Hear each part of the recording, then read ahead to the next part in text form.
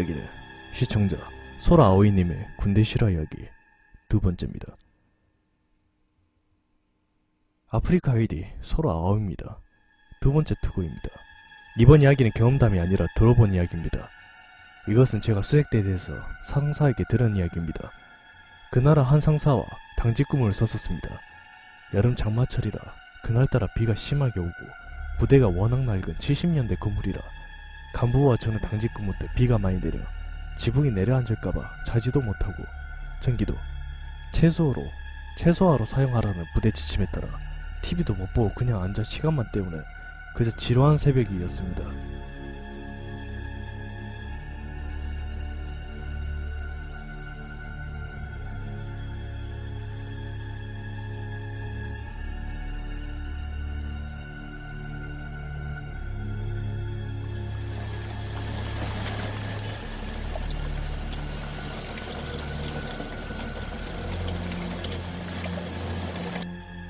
그러자 A 상사는 야! 그 무서운 얘기 해줄까? 이러면서 저에게 말을 걸었습니다. 저는 부대에서도 당직 잘서기로 소문이 났기에 그날 아침 조모 때 하는 총기 점검과 아침 조모 상합판을 등을 12시 전에 만들어 놓아야 할 짓 없던 저는 그날 비도 오겠다. 평소 무서운 이야기를 즐겨 듣던 저는 심심한 나머지 커피 2개를 들고 그 이야기를 듣도록 하였습니다. 네, 오늘도 그 문제는 XX 포인트입니다.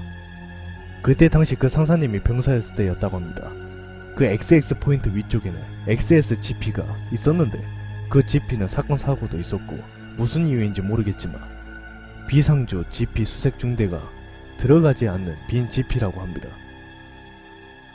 여기서 수색중대와 수색대대의 차이점은 수색대대가 DMZ 작전 등을 하는 사단 직할부대에 있고 수색중대는 GP에 들어가서 근무를 서는 연대 직할중대 정도의 차이가 있습니다.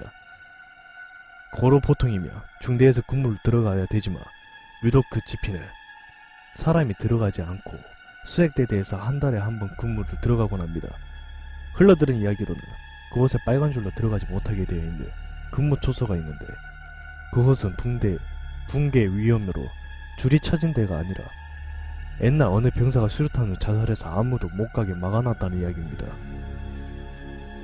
실제로 그 근무지에는 파편 자국이 남아있다는 말이 있습니다. 그 A 상사가 이야기하기에 자기가 병사일 때 그곳에서 비상주 작전을 하고 있을 때였다고 합니다. 이야기를 쉽게 하기 위해서 시점을 그 상사가 병사일 때 시점으로 바꾸겠습니다. 그날따라 상병과 근무를 서고 있는데 어디에서 애기 울음소리가 들렸습니다.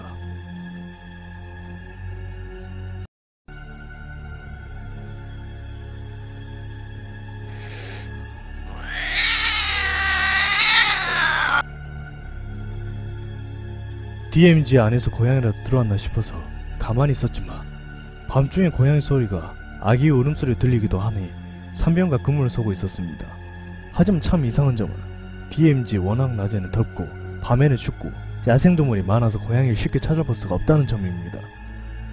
GP에 먹을 것을 먹으러 오는 고양이도 사람이 꾸준하게 상주하는 GP면 가능한데 이곳은 먹을 것도 없고 한 달에 한두 번 오는 GP라서 고양이가 올 장소가 아니라는 것을 알았습니다.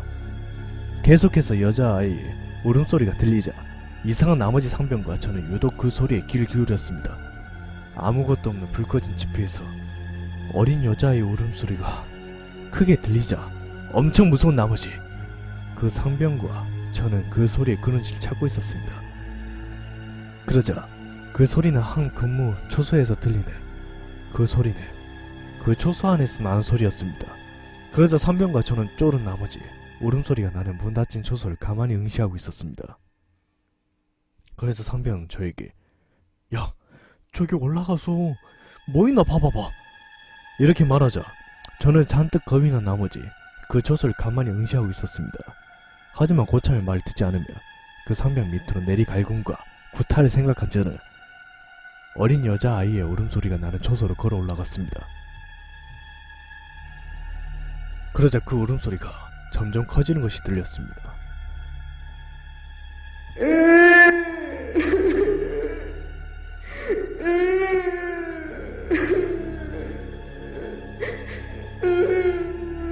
순간 저는 저 소리가 저 초소 안에서 나는 거라고 직감을 하고 그곳에 점점 다가갔습니다. 문 앞에 서자 소리가 가까워지는 것이 느껴져 저는 식은땀을 흘리며 문 손잡이에 손을 가져갔습니다. 몸에서 나는 고동은 점점 빨라지고 너무 무서워진 나머지 저는 문을 확 열고는 비명을 지르면서 간부와 다음 근무자에 대기하고 있는 1층으로 내려 달려갔습니다. 그 순간 저의 비명에 쫄아버린 상병은 저와 함께 총도 버려둔 채 초소 안으로 비명을 지르며 들어와 버렸습니다. 그때 팀장에게 엄청 혼이 났지만 남자 2명에서 같이 반쯤 울 것 같은 표정으로 총도 버리고 오고 수색대대에는 사람을 가려봤기 때문에 정신적으로 문제가 있는 사람은 받지 않았기에 이상하게 생각한 팀장은 귀신을 보면 무슨 사고가 발생한다는 부대에 괴담같이 떠돌던 말이 생각나자 그날은 근무를 전부 취소하고 안에서 병사 저는 같이 지내게 하고 아무도 밖으로 나가지 못하게 했습니다. 긴긴 밤이 지나 해가 뜨기 시작하자 비상주 작전을 철수하게 되었습니다. 그러자 어제 버리고 온 총들이 생각나서 그 상병과 총을 가지러 갔는데 혹시나 하는 마음에 그 소리가 나다 문 열린 초소로 바라보자 저와 상병은 마음이 일치했는지 그 여자 울음소리가 나던 초소에 다가갔습니다. 해도 뜨기 시작하고 해 뜨는 새벽이라 설마 귀신이 나오겠냐 싶어서 다가갔습니다.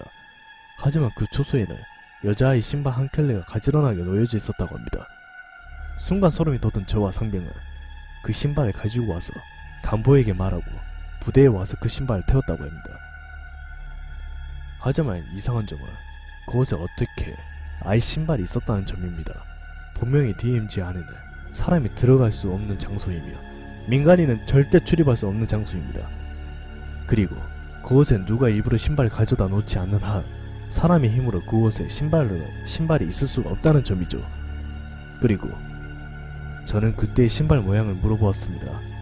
그 신발 모양은 아주 옛날에 있을 듯한 그런 천으로 된 신발이었다고 합니다.